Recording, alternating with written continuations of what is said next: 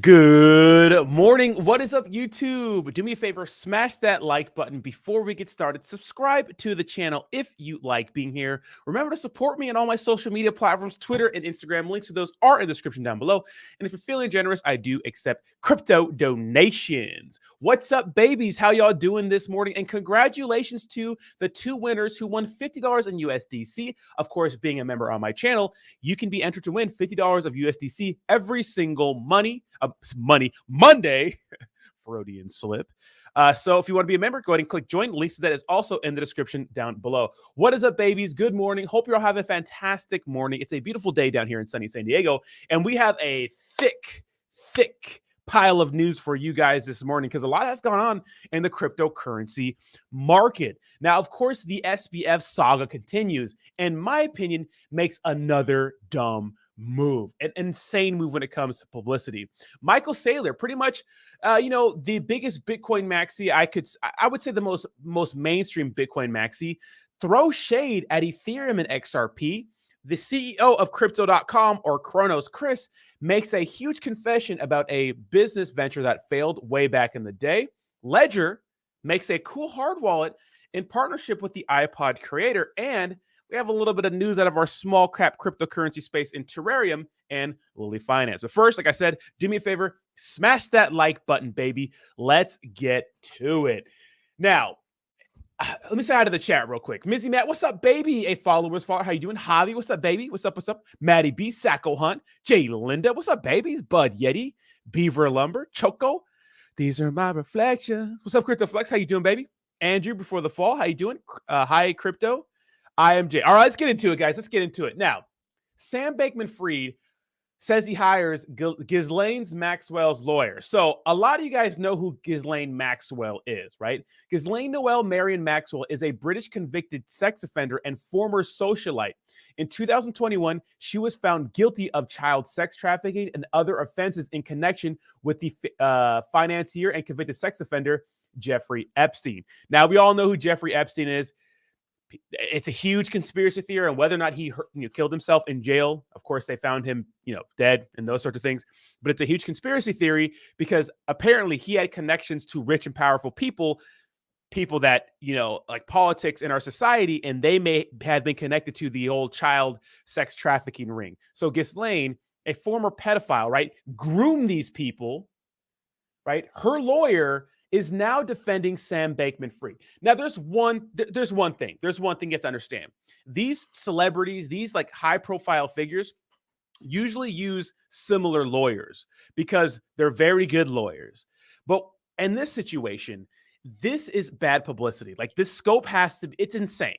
Why would you, after all the bad things that have been happening to Sam Bankman-Fried, why would you use the lawyer of a convicted sex offender? A really important part of our modern news and history because of the connections Jeffrey Epstein allegedly had. Now, we don't know exactly who participated with the whole child sex trafficking ring, but we do know that it was high-profile figures, and that list of people who participated has yet to come out. Right? There's been a lot of censorship, especially on Twitter. Maybe Big Daddy Elon will release something, right? That connects people to whatever down the road.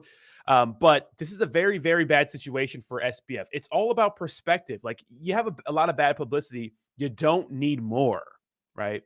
You don't need more. I'm not saying that this guy's a bad guy, because understand that lawyers, right? As a lawyer, you're a defender. You have to do what you do, right? What you have to do to defend the person you're hired for. Now, the justice system's a little crazy, right? Because it really is about the quality of lawyer you have sometimes, especially when the evidence is not really there. It is about the quality of lawyer you have. So people go for these high profile lawyers that are used to defending, big profile, big figures, right? High status people in our society, and that are successful because they want to win, right? It's worth the money. And of course, these guys make a ton of money. So it's not abnormal for these celebrities and high profiles to be using the same lawyers. It's just for SBF, doesn't need any more bad publicity, right? Crazy, insane. Yeah, and Maybe Well makes a good point. He says, remember that crypto founder who washed up dead on the beach who said SBF was involved in the pedophile ring in the Bahamas Islands? Yes, we watched a video the other day, guys. a video that I think it was her name was Really Graceful, another YouTube content creator that talked about the startling number of dead crypto billionaires like in the last like 5 years, like a lot of random billionaires just dying, right? What's up, Jayhawk? What's up, DJ? How y'all doing? What's up, DoobieTube? What's up, Maddie B? What's up, May You Be Well? What's up, Big A? How y'all doing? Good to see you guys in the chat this morning. Welcome. Hope you guys are having a fantastic December so far. But yeah, absolutely insane. So we'll see what happens out of this. But SBF is not really doing himself any favors. What's up, Soap God? What's up, baby? Keep grinding. Do your thing, baby. Do your thing. It's kind of insane to me that, it's like if I'm Sam Bankman-Fried, Sam Bankman-Fried is going on this huge apology tour. Right? It's ridiculous. Right? He's going on this huge apology tour. Who's calling me this morning? Give me 1 second. Someone just called me this morning. Yeah, it's huge. It's spam.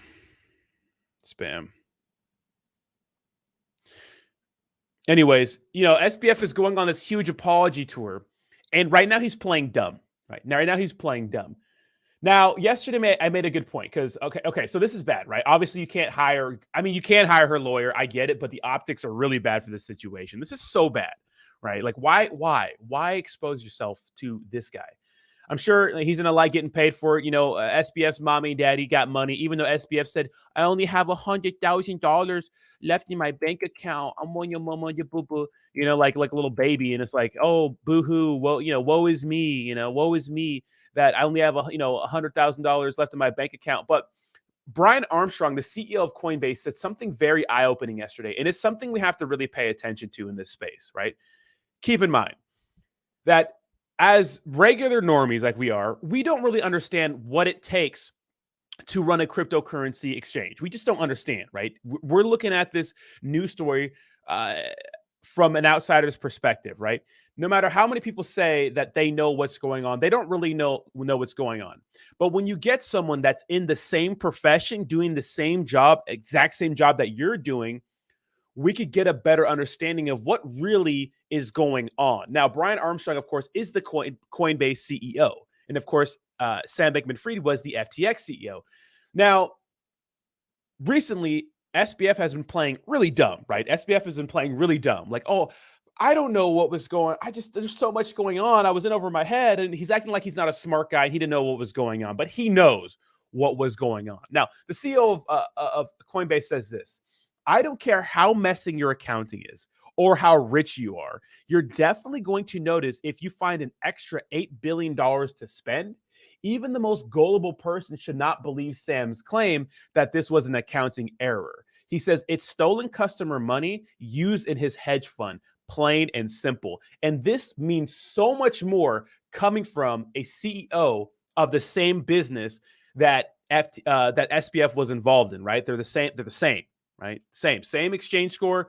Coin market cap ranked them pretty much around the same kind of rank when it comes to exchange trust and those sorts of things. Now, of course, that ranking system is a little jacked up, obviously, but that means a lot. So Sam Bankman-Fried going on this apology tour, acting like, well, I'm just an innocent little kid and I didn't know what was going on. It was an accounting error. Things were labeled incorrectly, is absolutely insane. And what we're seeing lately, in which I love, is that we're starting to see the media really stop acting like he's some sort of darling. We're starting to see the media ask tough questions. Now, Kevin O'Leary did come out yesterday and do another interview where he still seems soft on SBF, and it doesn't look good for Kevin O'Leary. We'll see what happens with that, but it just seems like some people in the media are treating him like some sort of darling. It's insane to me. Do me a favor, smash that like button, baby. But yeah, so this is the Sam Bankman-Fried story. It's really ridiculous, right? It's super ridiculous to me. It's like, dude, do not hire Ghislaine Maxwell's pedophile ass lawyer. Like, come on, Matt. Like, why? You could have hired. You should have did reanimation jutsu on freaking Johnny Cochran, who defended O.J. Simpson. That would have been better than this. Look when it comes to kids, you don't mess with anybody that does anything weird with kids. You just don't do that. You don't do them things, man. No matter. What's crazy? No matter how like evil you are in society, nothing is lower than a person who messes with kids. Like, you could be in jail for murdering a family because they said your jacket was ugly. But if you go into jail and you like did anything with a child, you are seen as lower as that person. And they will, they'll give you like prison justice and those sorts of things. You don't do them things, man, You don't do them things, man. So I don't know what the hell's going on. Who the hell is advising SBF? If I'm SBF's advisor, I'm like, hey, get the fuck off of Twitter Spaces. 2, stay away from CoffeeZilla, because CoffeeZilla's on that ass boy. CoffeeZilla creeped up in a space with Sam Bankman-Fried the other day, and it was so obvious. It was so obvious that SBF didn't expect that, and then SBF was like texting the leader of that space, or the host of that space, that he had to leave. So CoffeeZilla was grilling his ass. CoffeeZilla's like, how come your employees, we're saying some things about you and you didn't even know what was going on. You know what I mean? Like, he's playing dumb. So absolutely insane. Soap God, you know what I'm talking about, baby. Reanimation Tutu, baby. Who watches Naruto in here?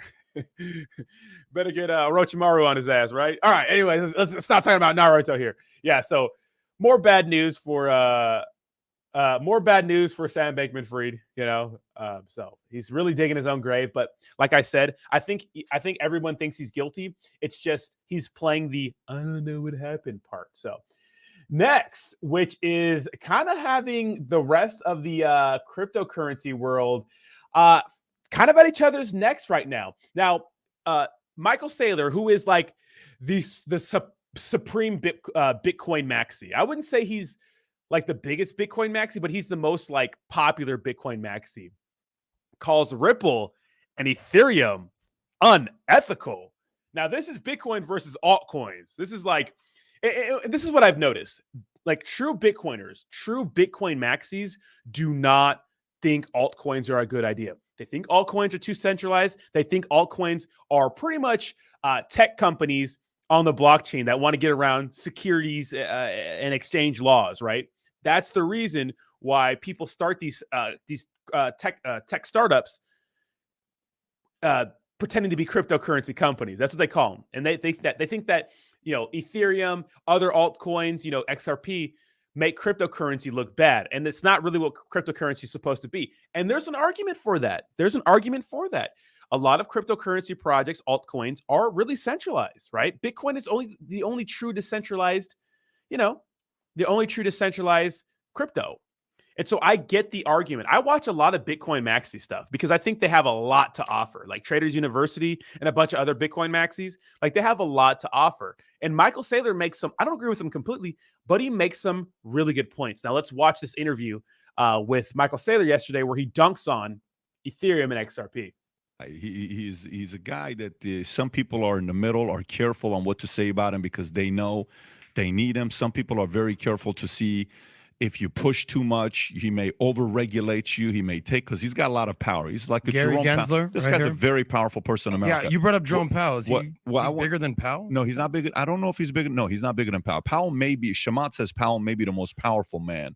So, of course, Gary Gensler is the head of the SEC, right? And then, of course, we have Jerome, who I think it was Soap God's friend. Somebody's friend thought it was a black dude, but he's not a black guy. Jerome, contrary to popular belief, is also a white guy's name too. So, Jerome, of course, is the head of the Federal Reserve, right? Let's continue. Because he controls wars. If the interest rates go high, you can't finance a war. But what are your thoughts about what he's doing with Ripple? The Ripple army. I had John D. Eaton here, the lawyer representing Ripple. What are your thoughts about what's going on with Ripple and how he is handling the Ripple case? Ripple's an unregistered security. It's pretty obvious. There's a company. Michael Saylor says an unregistered security. That's the argument. That's the court case battle, right?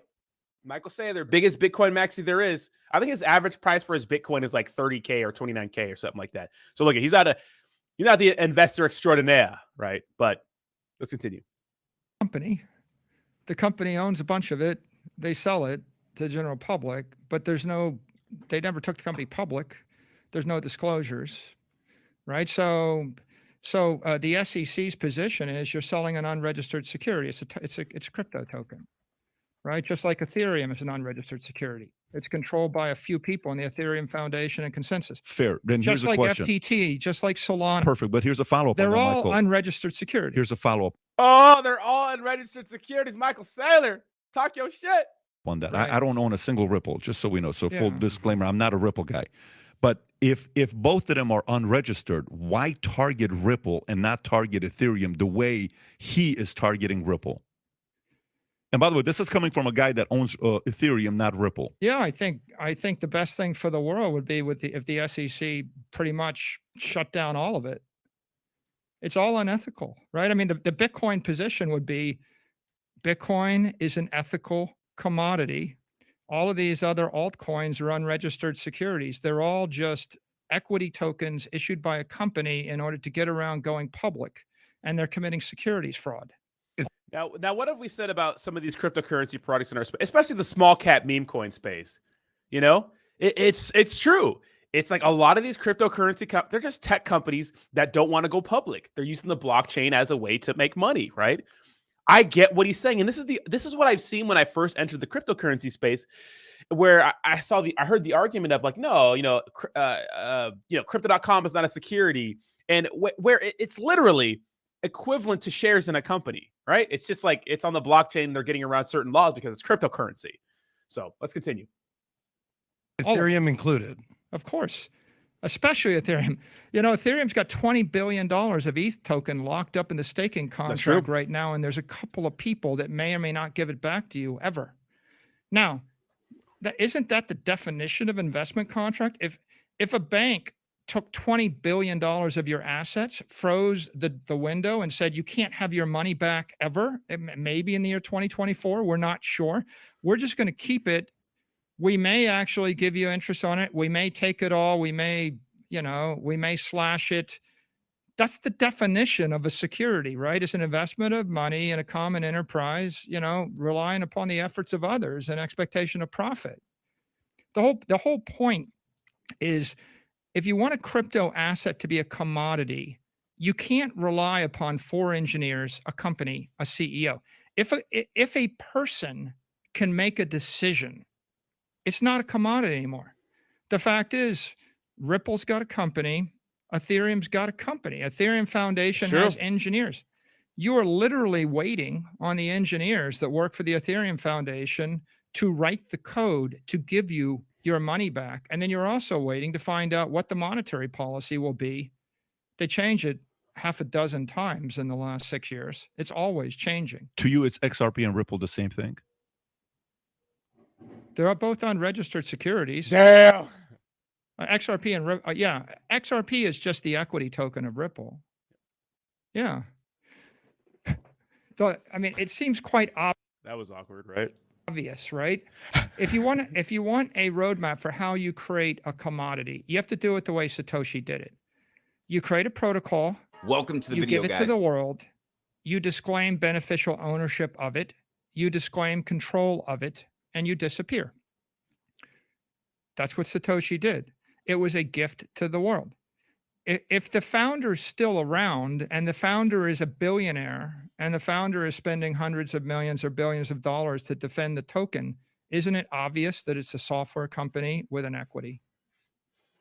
So I think that's pretty evident with all these crypto tokens. What you have is the complete sham Ponzi schemes, like the collapse in a hurry. Look, I know people don't like what he's saying, but he's spitting some facts here. He's spitting some, not to say that there's no room for any other cryptocurrency projects. I just think it makes sense. Now, me, a regular ass person that hasn't been in DeFi that long, when I came into the space, I'm like, wait, how is it not a security? And when I look at Bitcoin, I'm like, okay, if Bitcoin's a commodity, that makes sense, right? It's just a store of value. That's it, a store of value. It's not shares in a company, right? They don't have a team working on Bitcoin, right? Bitcoin is just there, right? It's a store of value.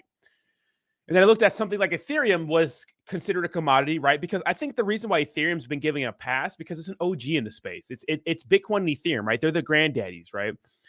But how are you going to let something like Ethereum get a pass, but not let something like crypto.com or BNB get a pass? And I know BNB have exchanges, but they also run a blockchain that people build tokens on and smart contracts and those sorts of things, right? So, you know what I mean? Oh, let's continue. Like Terra Luna. Then you have crypto collapse He's called Terra Luna a Ponzi scheme. Watch. or billions of dollars to defend the token. Isn't it obvious that it's a software company with an equity? So I think that that's pretty evident with all these crypto tokens. What you have is you have the complete sham Ponzi schemes, you know, like the collapse in a hurry, like Terra Luna. Then you have crypto tokens that are unregistered securities that are perhaps somewhat pseudo competently managed that don't collapse, but they're still unregistered securities, which makes them unethical to promote. And then you have cryptocurrencies like Tether and Circle. They attempt to have backing, right? Circle purports to have 100% backing for their coin. We know that to like 83% of Tether deposits are backed by US treasuries, if you're to believe their attestations. But again, those are not publicly traded companies. So I think the one thing that's missing in the crypto industry is, by and large, nearly everybody in the crypto market has never taken a company public. They don't understand securities law.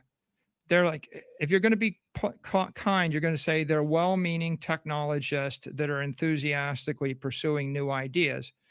And this is why I hold Coinbase at such a high standard compared to other exchanges, even Big Daddy Binance, because, you know, Coinbase doesn't have a token like Binance does and FTX did. And, you know, I think KuCoin has a token.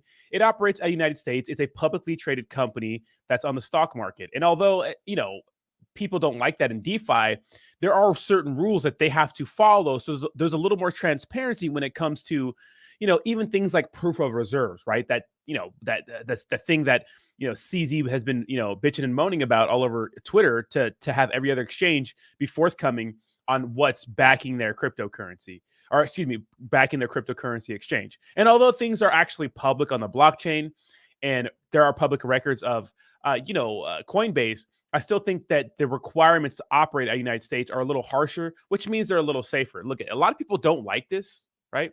A lot of people don't like the United States and all these checks and balances, guys.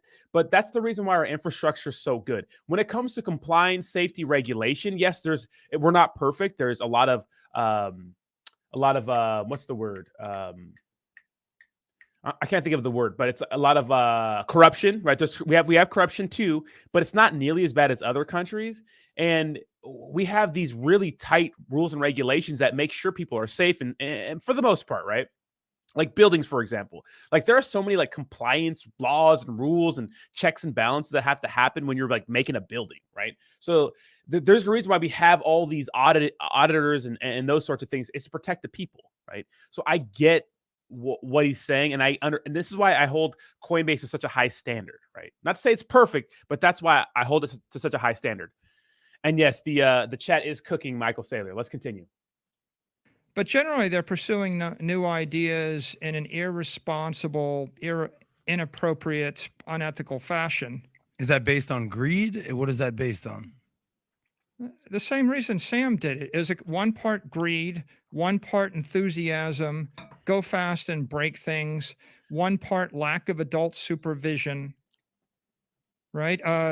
What you could say is that the regulators ought to just be very, very clear. If you were very clear, you'd say, look, you've got like 180 days in order to register your token with the SEC, and you register and fill out these forms, give us all these facts, answer our questions, and we'll tell you whether you're a currency, whether or not you're a commodity, whether or not you're a security, and whether or not you're allowed to trade. And at the end of the 180 days, if you haven't actually registered, you're shut down and nobody can buy and sell and trade this thing anywhere in the world. And that would actually clean up the industry in a hurry. Or your future looks bright hat. Now, that's what I've been saying since the beginning. The issue is that the SEC is just so unclear. There are no clear-cut rules. And that's why people are confused. Because here's the thing. I think that there are people that are generally confused when it comes to just some of the rules in general, when it comes to the SEC and securities and those sorts of things.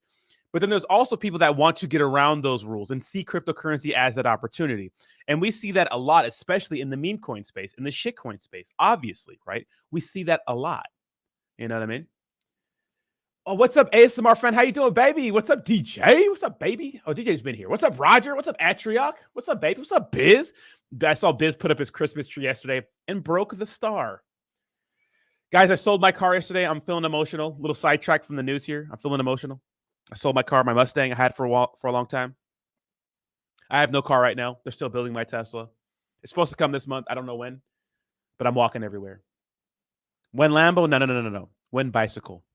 Okay, when bicycle. But yes, I'll show you guys a picture of my Tesla near the end of the stream. Okay.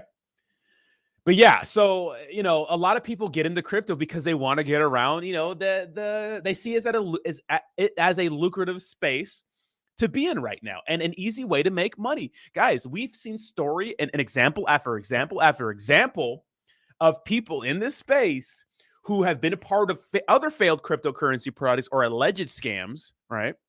And who move on to the next project, and no one even knows about it. You know what I mean? No one even knows about it. Yes, I am getting a Tesla. What's up, ASMR fan? Yes. So remember in April when I was looking for a new car, I originally wanted to get a Tesla first. Then I went round trip. I wanted to get another car. I wanted a Corvette, but they're charging way too much for those things, and I'm not going to pay that much for a Corvette. And honestly, after driving in a Tesla, they're just better. They're better. I mean, look at long term, I don't know, but we'll see. It's a nice one though. I did a little customization, right? So whatever. Anyways, like I've been pushing a 2015 Ford Mustang forever. Okay, leave me alone with a dent in it. Okay, I've been frugal, pretty cheap. Okay, the last few years.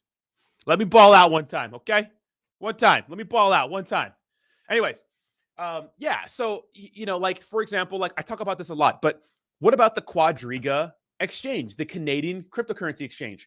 Their co-founder got arrested for something in California involving credit card fraud, where he was scamming people on the internet. He was involved in many other frauds. Then he moves to Time Wonderland and is their chief financial officer. The guy who's been involved in many other scams in his life is the guy who gets to touch the money. No, we don't want that guy. We don't want that guy, right? But it's cryptocurrency, like Do Kwon. Do Kwon had 2 algorithmic stablecoin projects. His second one failed in Terra Luna, right? His second one failed. His first Ponzi scheme didn't work out. His second one didn't work out, right? But I'm sure he made money all along the way, right? So there's many different examples, and we see this with Saitama guys, the Terrarium guys. Not to say that they're not in it for the long run, but we see a lot of people in crypto that probably wouldn't have succeeded anywhere else, making insane money off of selling people a dream in a shitcoin that hasn't done anything yet, right? So it's a good way for people to make money and get outside different rules and laws and regulation. Because here's the thing, and we'll talk about this right now. Now, Terrarium had an AMA yesterday where they talked about how they can't even operate in the United States. But you know what they can do? You can take American money, which is has to be most of their audience. They could take American money because it's DeFi. You know what I mean? They can't operate in the United States, but they can take American money to invest in their company and get promised some returns. Even though their fucking shitcoin is failing badly, right? Badly, they're making another project and asking for $6 million. Get the fuck out of here. You know what I mean? So it's too easy for these weirdos and these wannabe businessmen to roll up in cryptocurrency and wreck a lot of people. So Michael Saylor makes a very, very good point. But when it comes to Ethereum, an XRP, when it comes to the tiers of good projects, obviously they're up there, right? Obviously they're up there. They've been around for a while and those sorts of things. So interesting argument from Michael Saylor. I can't wait to see the fallout from this because a lot of people are going to be like, you're throwing us under the bus, all these sorts of things and yada, yada, yada. But hey, man, got to respect the man who speaks his truth, right? And to me, it makes sense. I'm being honest, guys. It makes sense.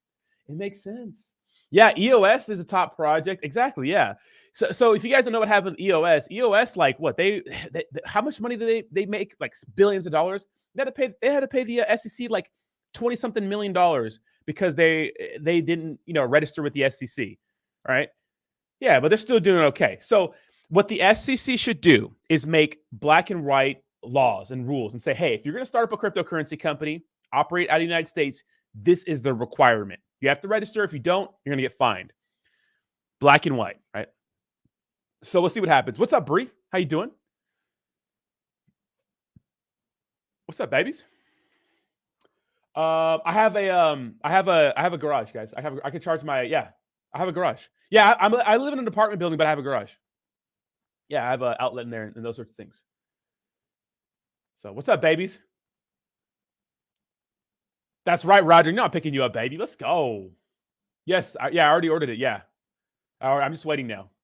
I'm just waiting. Dude, first of all, sidetrack here, and we'll get into the Cronos story here real quick. But buying a Tesla was the easiest experience ever. Like, literally the easiest experience ever. I didn't have to go to a dealership. I didn't have to leave my house.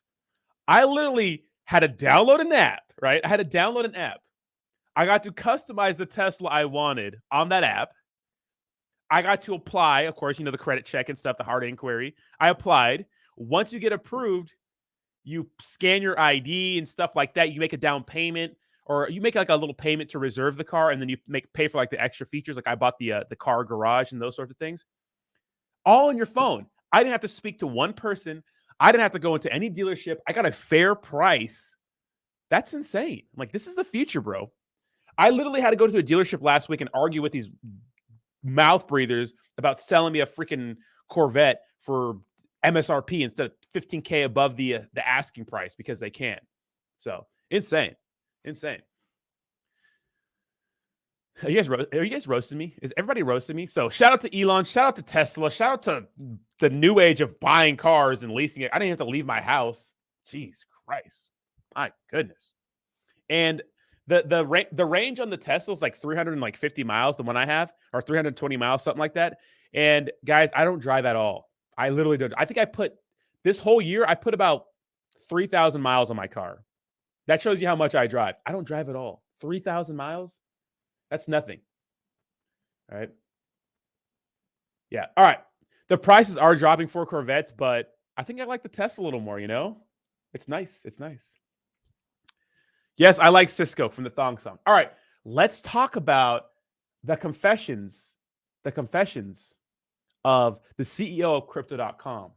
Now, what I've noticed this last couple of weeks is that there's been a lot of FUD targeting the CEO, or excuse me, Crypto.com. Like one hit piece, it wasn't really a hit piece, but CZ from Binance called out Crypto.com because Crypto.com sent $400 million to a whitelisted address in Gate.io. It wasn't like they sent it to a random person, right? Now, Crypto.com has done that before. They sent $10.5 million to a man in Australia.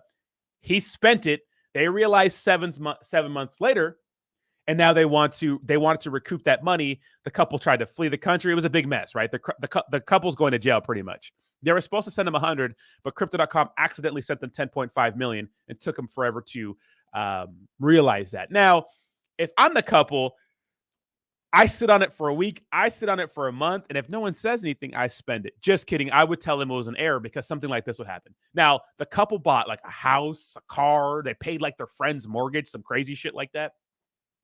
They had about like a couple $1 million in cash, or allegedly they had a bunch of cash because they can't find a bunch of money. Crazy, right? Absolutely insane. Anyways, but CZ publicly shamed Crypto.com and said it's a red flag when crypto companies send funds back and forth between them to fake their balance sheet. So CZ was pretty much saying that Crypto.com was doing that. Now, they did an AMA, Crypto.com did. They addressed the FUD, and he said that wasn't the case. Okay, whatever. Now, the next piece of FUD that came out was a fucking cryptocurrency Twitter news outlet, which are notoriously bad when it comes to information. These guys, they just run with anything sometimes. Like, we don't know what's going on. They accuse Crypto.com of not paying UFC fighters because they have liquidity issues. Now, if you guys don't know, Crypto.com and the UFC are partners, right? They've been partners for a while, right? So, that's why a lot of these fighters promoting shit, meme coins get a little bit of trouble from the UFC because the UFC is like, hey, our partner is Crypto.com. Anyways, now, if you guys didn't know, Crypto.com agreed to do fighter bonuses and Bitcoin. Now, if you're a UFC fighter and you go out and have a good performance, maybe you have the knockout of the night, maybe a submission of the night, a performance of the night, or the fight of the night, you get extra $50,000 on top of your regular paycheck. That's usually in USD, but they said, hey, how about fighters taking in cryptocurrency? So that was a thing before. So people were getting paid in Bitcoin. Recently, they had a vote where fighters said, we don't want to do that anymore, right? Maybe because the market is dumping, who knows? So that happened. Crypto.com is okay when it comes to sponsorships. It's not a big deal, right? So that was another piece of FUD. A third article I saw was recently, I think it was by CoinDesk, but Yahoo had it on their website, comparing Matt Damon, right? Remember Matt Damon did the fortune favors of Brave last year, right? And of course, Crypto.com is down. They compared Matt Damon and Crypto.com to Kim Kardashian and Ethereum Max. Now, Ethereum Max is a clear-cut scam, and Ethereum Max only has about $2,000 in volume every day. It's a rug pull, right? Crypto.com is not a rug pull. So to compare Matt Damon and Crypto.com to Kim Kardashian and Ethereum Max, to me, it's like, why would you do that? So that's more FUD. So that's 3 hit pieces in the last few weeks. Now, the CEO of Crypto.com said last night, I'm going to read this whole thing. He says, more FUD targeting Crypto.com is coming. This is about a business failure I had very early in my career. I have nothing to hide and am proud of my battle scars. So here's the unfiltered story, right? So this FUD that's going to come out about Crypto.com is about Chris's, the CEO's, past business ventures and failures. So he says, it's important to note that my early failures made me who I am today, an effective operator who knows how to both grow a business and manage risk. Almost 20 years ago, in 2004, I co-founded a consumer electronics business called Starline. We manufactured in China and exported globally. By 2007, it was a medium-sized business with $81 million in revenue and close to 400 employees, which is nice. He says, then the 2008 financial crisis hit, right? And of course, the 2008 financial crisis really hurt a lot of people. He says, our customers were offered credit lines through a banking instrument called factoring. When customers didn't pay, the bank went after the business. So when customers didn't pay, they didn't go after the customers. They went after Chris's business. He says, my company went through a forced liquidation in 2009, owing about $2.5 million to the bank. As one of the co-founders, I was personally guaranteeing the debt. So they went after me, right? So he said, when these banks went after the company, they went after him because he personally guaranteed the debt. He says, turning 30 and being bankrupt was a painful experience that taught me a lesson I carry with me to this day. He says, 1, never borrow money or use financial leverage to drive growth, right? What are the 3 downfalls of men? Lady, liquor, and leverage, right? The 3 L's. He says, 2, do not engage in business model where the more you sell, the less cash you have. 3, always be prepared for a financial crisis. It will affect you sometimes in ways that are hard to predict. Then he says, armed with these and determined to pay back my debts, I set out to start a new business, this time in e-commerce. It proved to be a winner, and I was able to repay the bank in full in 2012. So that's nice. He was able to pay all his debts in full in 2012 after he started a new business. Then he says, based on the full repayment of creditors with interest, I was able to secure a court-issued annulment order of the original 2009 petition against me. Legally, it restored the status quo and cleared my name. He says, it took several years, but it was simply the right thing to do. We ended up selling the business Be Crazy for about $21 million in December 2013. Nice. Then he says, this is a message to aspiring entrepreneurs, and I like this message. It says, to aspiring entrepreneurs, I have to say this. Startups are hard. You will fail over and over again. Learn from your mistakes and do not repeat them. Never compromise your values, even when things get tough. Act ethically, do the right thing, and people will support you, right? So, he's pretty much saying, hey, and you're going to fail, act ethically, all that good stuff. Chris also says, I'm proud of my scar tissue and the way I persevered in the face of adversity. Failure taught me humility and not to overextend and how to plan for the worst. He says, above all, it taught me to never give up because only those with the tenacity to keep going will eventually make it. Then he says, try, fail, learn, try again. Repeat until you succeed. Behind every success story, there are hundreds of failures and lessons learned. My story is no difference. One more time for the people in the back, baby. Then he says, as you learn to get better at building, chances are you will find a mission that is so important that it resonates with great people. With good timing, a lot of hard work, and some luck, this may be your chance to build something truly remarkable. Then he closes with, it may take a while and a few tries. It took me 20 years. Do not give up in the end. When you look back at your journey, you will know it was all worth it. Startups are hard, but there is no better way to live. Love it, baby. We love it. We love it.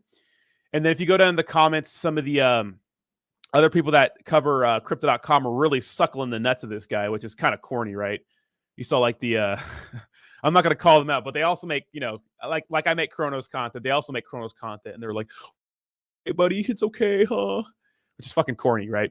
But anyways, I mean, this is a nice message. Now, I want to see what the story says when it comes out, right? Because he said more FUD targeting crypto.com is coming.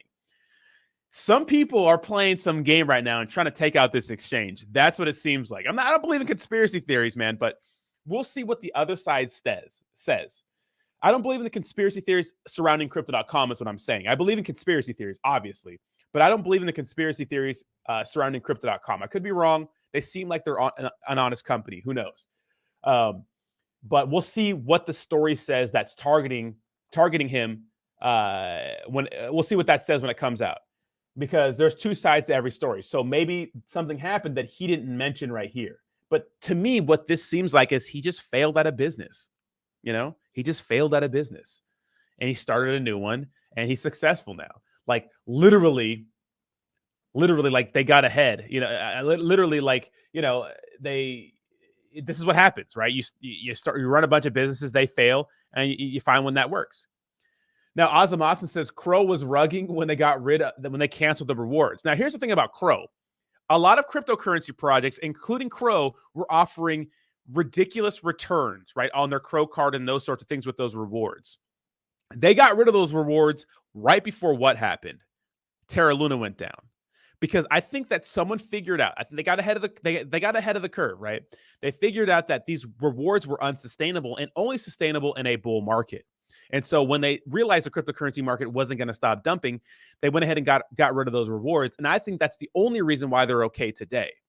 Because then we saw Terra Luna collapse, right? Because of course, Anchor Protocol's 20% APY, unsustainable pyramid scheme, all that good stuff, right? Ponzi scheme, whatever. And then we saw other cryptocurrency platforms go down, offering these insane yields. So in my opinion, Crypto.com got ahead of it. So, I mean, we'll see what happens, but I can't wait to see. First of all, what's up, Austin? How you doing, baby? What's up, K2020? How you doing? What's up, Legal Alien? Dude, where you been, bro? Get your ass back here. So it's going to be crazy. It's going to be crazy. We'll see what happens. I can't wait to see this article that comes out because there's two sides to every story. So we'll see exactly what people are saying about it. So we'll see what happens. We'll see what happens, right? CZ's behind all these FUD on Crow. He might be. Dude, CZ is brutal, bro. Do I think he's like some know-it-all savior of the cryptocurrency world? No, I don't think so. I don't trust Binance. I don't trust anybody in this space. There are some hit pieces on CZ too that I've read. I think CZ is a great person, and I think that he does have his best intentions. I think he does have our best intentions in mind. I think that he does care about the space, but he also wants to destroy his competition, right? So I do think that. I do think that. I think he wants to crush his competition. And part of that is, coming down, dropping the hammer on these other cryptocurrency exchanges. Like he wants to dominate, right? He got rid of SBF in like a matter of one tweet. So we'll see what happens. But I'm interested to see what comes out of this story and what are the actual FUD pieces, Now, real quick, Jim Cramer says he doesn't see a recession coming. So looks like a recession is coming. But the awkward part is, right, that we're kind of in a Jim Cramer hard lock here. What do I mean? Of course, Jim Cramer is known for his terrible predictions, and you do the opposite of what he says.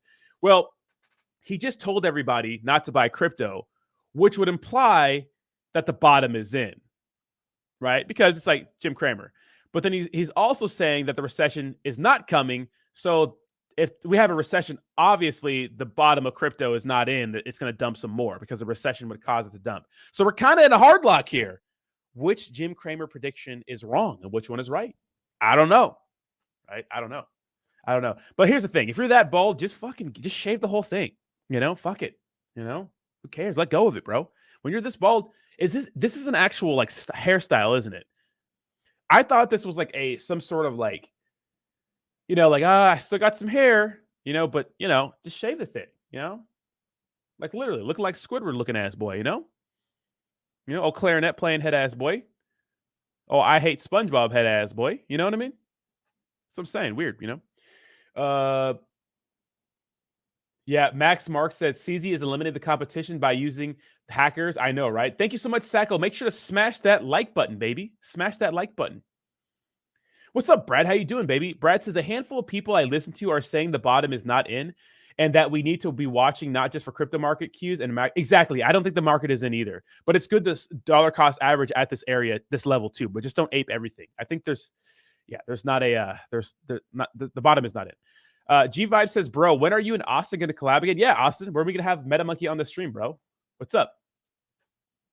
What's up, baby? What's up? All right.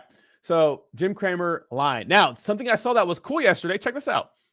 The iPod creator and Ledger collaborate to launch a new hardware wallet. Some say it's better than the Peer wallet. MetaMonkey AIs, right? Just kidding. Just kidding. Sick, right? So I like Ledger. I just made a video on Ledger. Links to that video is in the description down below, right? If you want to check it out. But this is sick. This is an actual wallet. Now, I don't need my hardware wallet to be an actual wallet, but the design looks pretty sick. The design looks pretty sick. There was a video on it. I got to find that video. Let me see if I can find an actual video on it. Let me see. I want to see it. Maybe Ledger has it on their Twitter, but I want to see the actual video of somebody like messing around with it. It actually looks sick. Oh, they have it right here as their wallpaper. I don't have to buy one. It says Lily's crypto. Some people would think that was bullish for Lily Finance, right? That'd be hilarious. But let's see. I think there is a video, right? Let me see. Is this it? And the interesting thing, and I think it's great to have you here because you're showing it. Oh, this is live. Sometimes the people who are repeating that quote kind of miss the point. That's live. We're not going to watch that, but I'm going to have to check that out later. I love Ledger, man. Ledger's obviously there's different hardware wallets, but I think that Ledger is the standard, right? Obviously the gold standard. I like the way they look, man. Sleek. I wonder how thin they're going to be because, I mean, honestly, like I know they call it a hardware wallet, but unless they make it compatible with many different payment services and those sorts of things, there's no point in bringing it around with you. You know what I mean? There's no point. What's the point? You know, let's see. Ledger design 2015. See what you see. Okay, so this is the design. So to understand what we are going, we need to understand where we've been.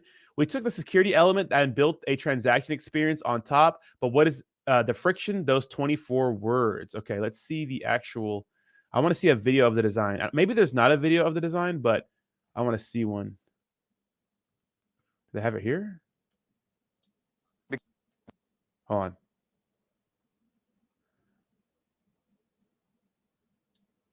Super happy to have you. Let's find it. Hold on. Let's find it. The embedded software. There it is. Let's see.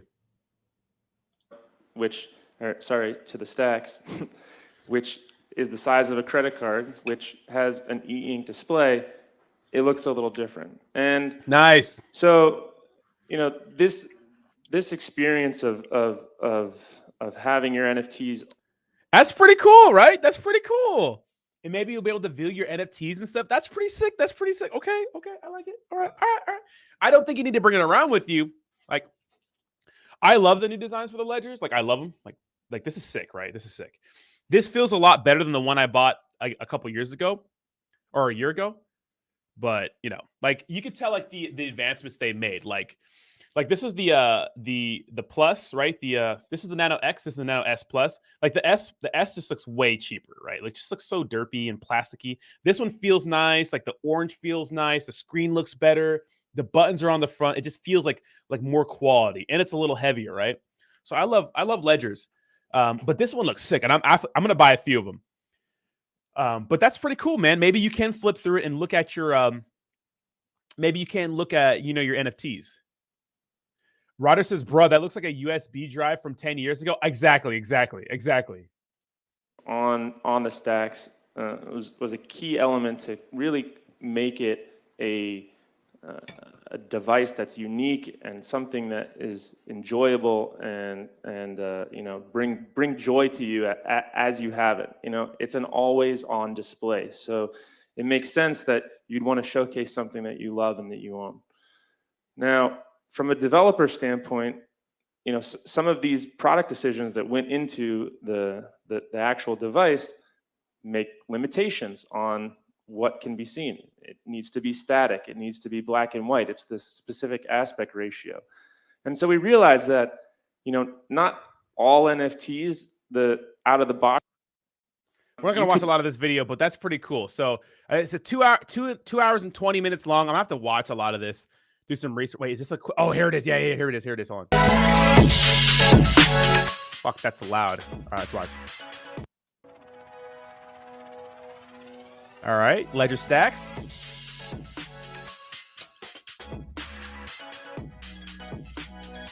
Nice. Dude, as soon as these drop, did they drop yet? Mint the Ledger NFT stacks button on Ledger Market and lock access to exclusive piece of NFT art from Ledger to Winnipeg.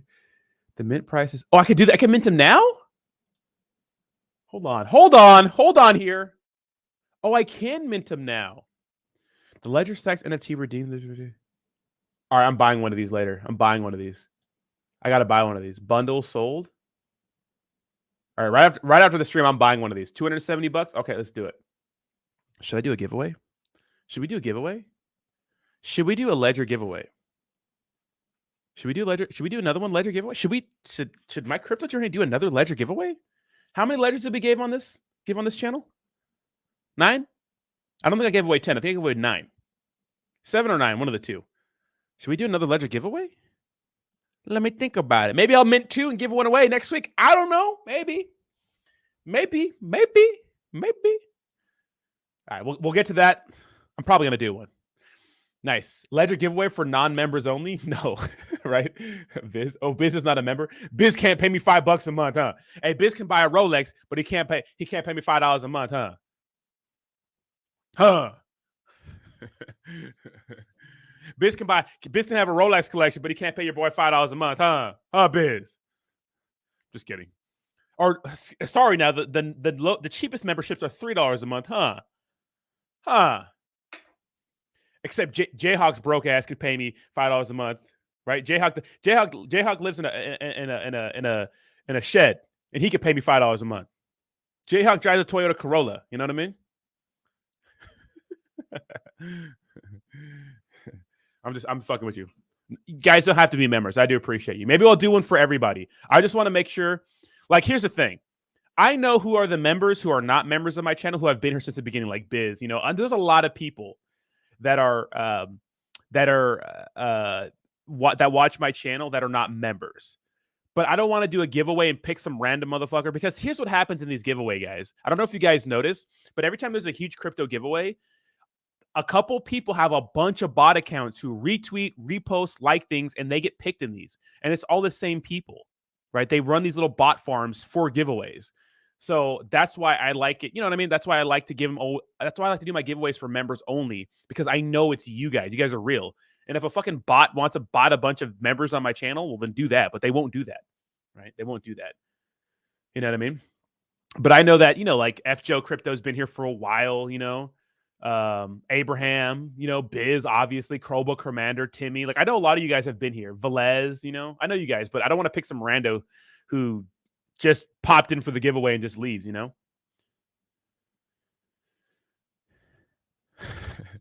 Biz says, I have a strict policy where I only pay a monthly fee to females. You transition and I'll join. Well, I identify as a female now. So call me Miss Rodney. Call me Rodnisha. You know? So I identify as a female now, Biz. Okay? You want me to show you my junk? Is that what you want? I can't do that on YouTube, okay, Biz? I can't do that, okay? Is that what you want? You want me to prove it? Huh? You want me to prove it to you? You know what I mean? Yeah, exactly. Yeah, F Joe's been here for a while. You know what I mean? Yang has too. Junkaru has. Max has too. You know?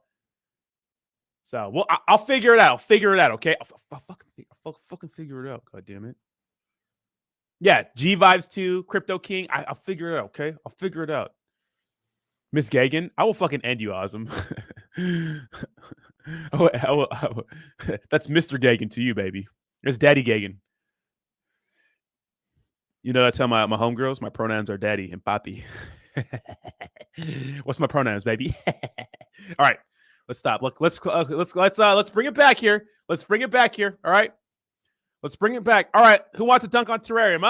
Huh? Who wants to dunk on Terrarium and Lily Finance? Huh? All right, who's ready to dunk? Just kidding. Well, tomorrow, Lily Finance has a big day, right? A big day. Big day, right? Big day. Big day. Now, will they get listed on Coinbase? Now, Big A Armory sent me a video by Bear With Me, who was a Lily Finance supporter, and he says he's out. Now, I don't watch his channel that much, but I did see him on that live stream. I think he was in the Lily and Finance live stream. Let's check it out. He says he's out. So let's see. Welcome to the video, guys. I'm your host, Bear. And first of all, I'm going to put a link to his video in the comment section. If you guys want to just go drop this guy a like. And it's been a wild couple of weeks since the listing party. And, you know, to be honest with you, I've received a ton of questions regarding the Coinbase listing. Let's get into it.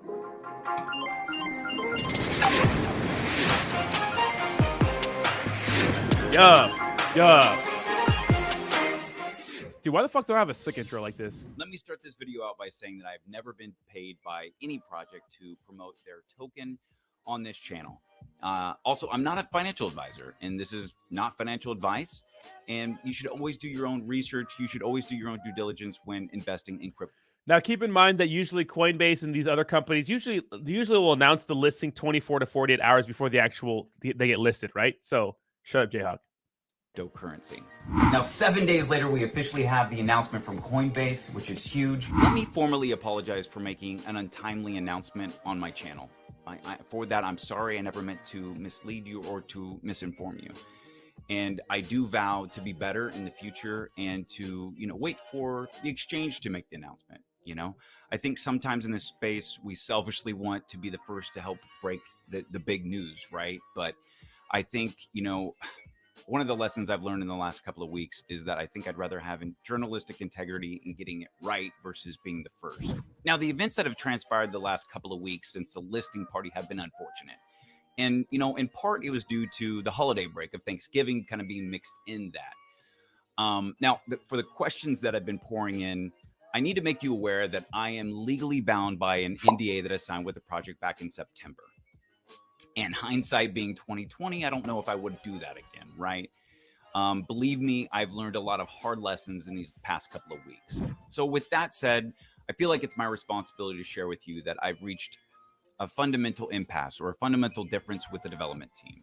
And believe me, I wish that I could go into great detail and tell you, my reasons for that. But, as I stated earlier, I'm bound by an NDA, so I'm not at legal liberty to do so. But in effort to be transparent, earlier this week, I decided to liquidate my position.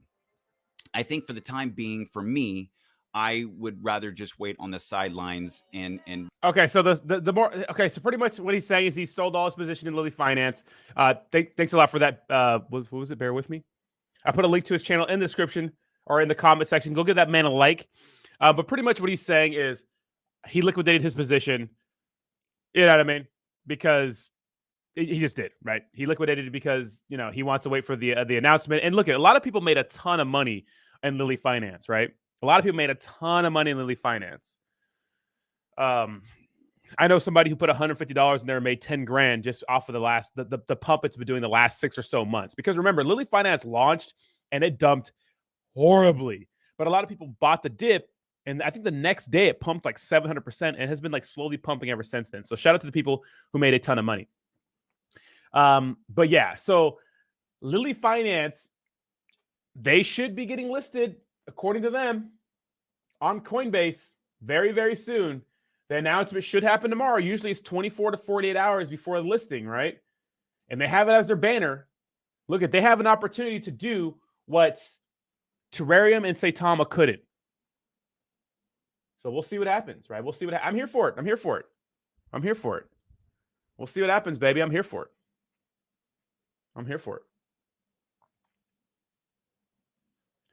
after Brad broke his NDA. Well, apparently Brad said he didn't get it. I don't know why Brad deleted all his YouTube videos. I don't know what the heck Sandstorm was doing. I know he's kind of salty and he makes little posts about everybody, but he's not posting videos anymore, which is, look it, I don't like people getting wrecked. I think people should be able to make their content, right? Just make content if you want to make content, right? I don't know what's going on, but he's obviously in some sort of legal trouble if you're deleting all your videos, you weirdo. You know? Nobody is suing Brad. Why would you delete all your videos then? Why would you delete all your videos if you're Brad? It's so stupid. It makes no sense. All right? It makes no sense. So we'll see what happens with Lily Finance. Look, I'm here for it. I want this W for the community. I feel bad for the community. I feel bad for the community getting wrecked at every freaking point, it seems like, right? So anyways, let's go ahead and pop over to the whole Terrarium situation. So this is interesting. The progress further. Okay, and this is I like have to interject here, Dean. I am working with. First of all, King's Broadcast is in everybody's stream, right? I don't like Terrarium, but I like Dean. So I'll turn that dislike into a like. But King's Broadcast is in everybody's stream. Kings, what are you doing? The Coinbase attorneys as well as Binance attorneys locally in the United States to secure the appropriate licenses as well as the regulation. So that is a time-taking thing. So they can't even operate at United States, but they want investor money. They want U.S. investor money, right? Dean's an American citizen, but they can't operate at United States yet. They're working with the proper authorities now. Oh, what? Now check this out. Shout out to Ravi.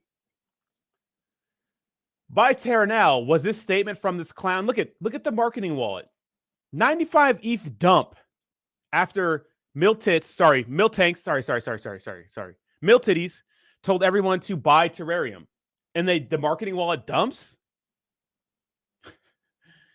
I thought they were allowed to operate at United States. I thought that was the case. Wasn't that the case? Now they can't?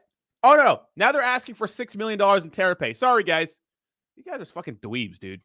Dweebs. And the price reflects that, right? The price reflects that. Down 20% in a day. Come on now. Get the fuck out of here. Get the fuck out of here. Get the fuck out of here. Get the fuck out of here. You know what I mean? It's so crazy to me. 191 ETH dump. Holy shit. Oh my God. What do you think they needed 200 grand for? What do you think they needed 200 grand for, right? What do you think they need? All right? 220 grand. My bad. Close, right? What do you think they needed? Damn. Damn. This is crazy, bro. This is crazy. Well, we'll see what happens with Terrarium, but I wouldn't put my money in there. I mean, if you want to buy the absolute fucking bottom, you can, but whatever. Crypto Chuck says, I've been watching you and tuning in since your video on Russ and Slim Jesus Twitter fight. That was crazy, right? That was absolutely crazy. How's Phantom looking? I think Phantom's launching a V2. I wouldn't trust any of those people with my money again. I'll tell you that. They're going to launch a V2, right? That's the reason why they're coming back. You know, that's the reason why they're coming back. They're launching a V2, obviously, right? It has to be like that, right? Look at this thing. You know, I don't know the story about what happened. I don't know exactly what happened, but man, what a letdown. I got me some Phantom in my wallet. No liquidity. Sorry, 7K liquidity, no volume, 20K market cap. I got me some Phantom in my wallet. Chris, he says, dude, there's no. So here's the thing with the red flag with Terrarium that I noticed, right? Check this out. Now, what I noticed, let me stretch a little bit. Oh, stretch. All right, what I noticed, right? What I noticed is that this is what Terrarium said. They are going to try to get, you know, the public, right? Public. Obviously a pre-sale for TerraPay. Now, the fucked up part is that they're not using Pulo or like Pink Sale or anything. They're using their own launch pad, right? They're using their own launch pad. So it's like they're asking for money on their own launch pad, which means that they have full control over those funds. And so, look, if they're not going to raise $6 million, But they can raise some. They still have a community of people who believe in them, who are degenerates and want to make money. Degenerate gamblers, right? I get it. I understand. You know, it's maybe a nice play. It's not a bull run anymore, though. People don't have a bunch of money to ape into shitcoins anymore. So what they're going to do is get crowdfunding and probably fill up maybe 30% of it. Now, what they said is that if they don't fill up everything from crowdfunding, they're going to ask money from VCs, and VCs are going to be able to control the project and give VCs the power. Now, what I think they're going to do is they're going to get 30% from the community. They're going to fill up the rest of the pre-sale and act like it's a VC, and they have to pretty much, do whatever the VC says, right? Because they're the ones donating the money. Maybe they want to take Terrarium in a different direction and whatever. I think they're setting it up to wreck a lot of people. That's just my opinion. I could be wrong. I don't trust them. I don't trust them. I don't trust them. I don't trust them. You know what I mean? I got me some Phantom in my wallet. Shut up, Jay. I got me some Phantom in my wallet. Shut up, Jay. Coins UCAP, that is long gone. So we'll see what happens with Terrarium. Big shit show, really, and that's pretty much the update. I mean, we have a little market update from Clear Value Tax, which we're going to watch here in a second. And that's about it. I'm going to take a piss. I'll be right back. Don't go anywhere. But absolutely comical AMA yesterday. Look at these dorks. except for Dean. Dean's nice. Dork. Dean's great. Dean's wholesome, right? All right. You guys watch the beginning of this. I'm going to pop in here. I'll be right back. Tell you how you can take advantage of the 2023 recession. So next year, we're going to see the bottom of the stock market crash and the crypto crash. So the concept is very simple. It's called disaster capitalism. When stocks and cryptos crash, that is the perfect time to buy. You buy low and you sell high.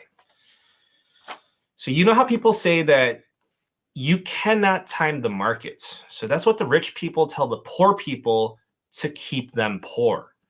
In February of 2021, I publicly predicted that Bitcoin would crash 80 to 85%. It has fallen 75%, and we have a little bit more to go. In 2021, I called the top of the stock market, and we are now in a bear market. So do you know how I predicted this? Austin's a bottom. It's because in this country, in the United States of America, we have central planning. If you do not understand that, then you need to wake up. So do you know what the definition of central planning is? No, it is an economic system in which decisions are made by a central authority rather than market participants. So let me ask you a sincere question. Who dictates the direction of the economy, the debt market, the stock market, the housing market? You can throw in the cryptocurrency markets. It's the Federal Reserve with their monetary policy. They decide for us. They run the show. If you know what they're going to do, then how could you not be able to time the markets? Fortunately, the Federal Reserve is very predictable. It's like a cheesy movie where you know how the story unfolds.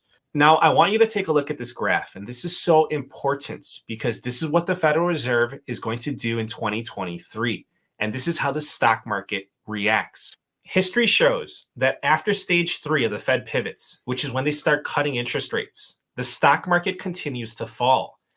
So the crypto market mimics the NASDAQ, so I expect similar ramifications on cryptos. But take a look at this. So if you notice, take a look at what's different this time. This time, the stock market is going down, leading up to stage 3 of the Fed pivot.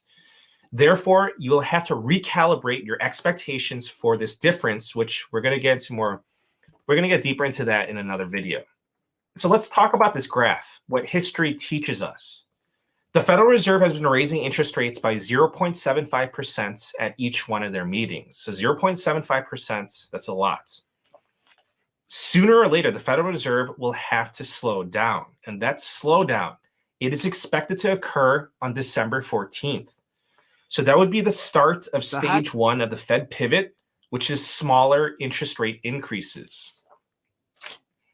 And I want to bring this up so there's no confusion. When I explain the Fed pivot, I break it up into 3 stages. So the first stage is the slowdown, and then the second is the pause, and the third is the interest rate cuts. So I do this to map out the timeline so you know where we are in the sequence of events. So it's just easier to explain it that way. So as you know, the Federal Reserve, they cannot continue raising interest rates forever. The Federal Reserve is expected to stop raising interest rates in early 2023. Now, guys, big week for us, right? Big week when it comes to the Federal Reserve. Getting a lot of data to see exactly where we're at. When they stop raising interest rates and they take a pause, that will be the start of stage 2 of the Fed pivot. So the pause is expected to last for a few months. And then it's just going to be a matter of time until the Federal Reserve starts cutting interest rates again. When they start cutting interest rates, we will be entering the stage 3. So that's stage 3 of the Fed pivot. And that is expected to occur in the second half of 2023. They're going to start cutting interest rates when something breaks or for fiscal reasons. When stage 3 of the Fed pivot occurs, history shows that the stock market will continue to go down. So let me explain this. The Federal Reserve is only going to cut interest rates if the economy is suffering or if capital markets become dysfunctional. Let's just say illiquidity in the debt market, the stock market crashes, etc. So in other words, something is going to break and the Federal Reserve will respond and try to rescue the day by cutting interest rates. However, because of the lag effect, the interest rate cuts will not save the situation immediately. It's going to take some time. Therefore, the economic situation will continue to degrade and the stock market will continue to go down as the Federal Reserve is cutting interest rates. So that's what history shows, and that is what the graph, what I just showed you, that's what that shows too. Therefore, historically, the bottom will be after stage 3 of the Fed pivot. It's not going to be before, not at the start, but after, when they start cutting interest rates. On November 30th, Jerome Powell, chair of the Federal Reserve, said they do not intend to crash the capital markets, and he believes that we can still avoid a recession. So it's up to you whether you want to believe that or not. Now, I want you to be aware of this. So you know how inflation started shooting up and it caught the Federal Reserve off guard? So the same thing is expected to happen with unemployment in 2023. In November, the US economy added 263,000 jobs. However, Bank of America is predicting that the US economy will be losing 175,000 jobs a month around March. So you want to know how to make money off this situation. And it's very straightforward. As I said, it's just a simple case of disaster capitalism. It's not my fault that the economic situation is going to degrade. It's not your fault either.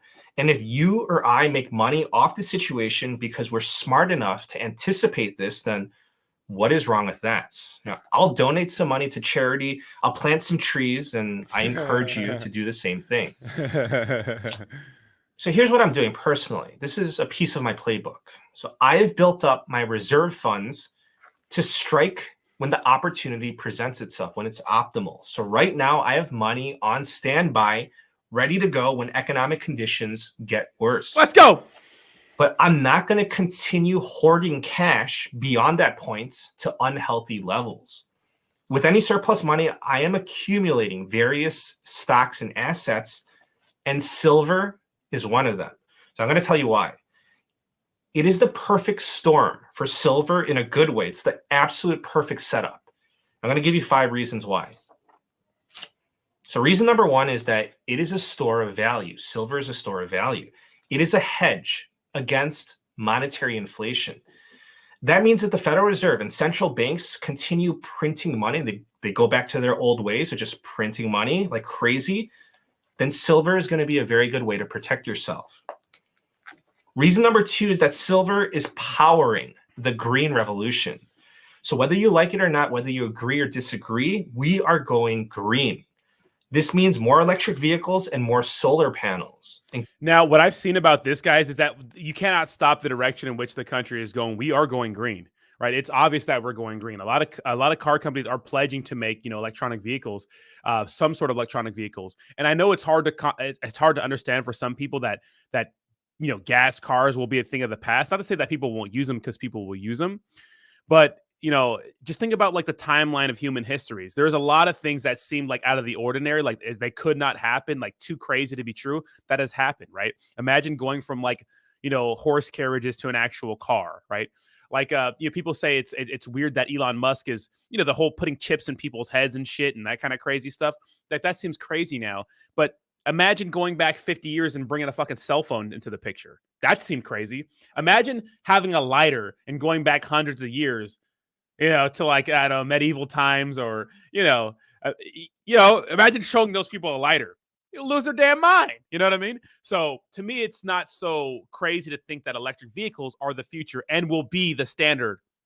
You know, look at, they're faster, right? They're faster. They're not as fun because you can't feel the car, right? It's nice having a manual car feel the car, right? But it's like manual transmissions. Only few cars make manual transmissions anymore. Like no one wants to drive a fucking manual, you know?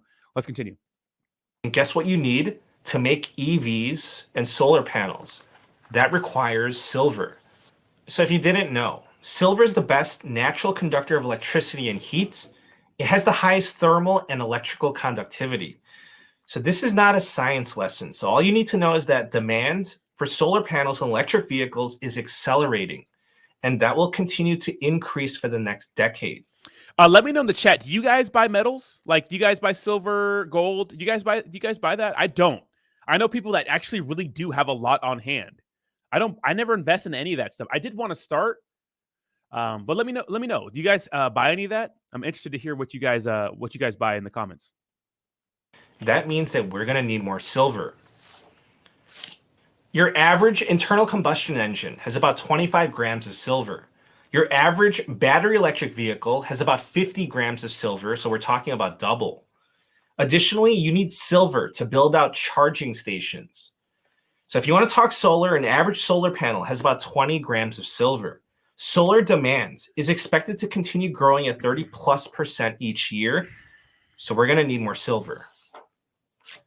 Reason number 3, and a lot of people don't know this, is that silver has widespread industrial applications and demand is rising. You need silver in electronics and batteries, semiconductors, and alloys. Countries are investing in 5G infrastructure, and that infrastructure, it requires silver. Our electronics are getting smarter, and we need more smart chips. So for example, autonomous driving will lead to higher vehicle complexity, and that will require more silver consumption. And my point number 4 is that we are witnessing growing demand for silver. However, the supply of silver production will not keep up. So take a look at the supply-demand imbalance. This is coming from Metals Focus. This year in 2022, silver supply will grow by 2%. This is clearly not keeping up with silver demand growing at 16%. So the majority of that easy-to-mine silver, that's gone. It's been depleted. Silver is now primarily produced as a byproduct of non-precious metals. Mined silver production will finish off the year increasing by 1%. This increase in output is coming from Mexico. However, it's being offset by declining silver production in Peru, China, and Russia.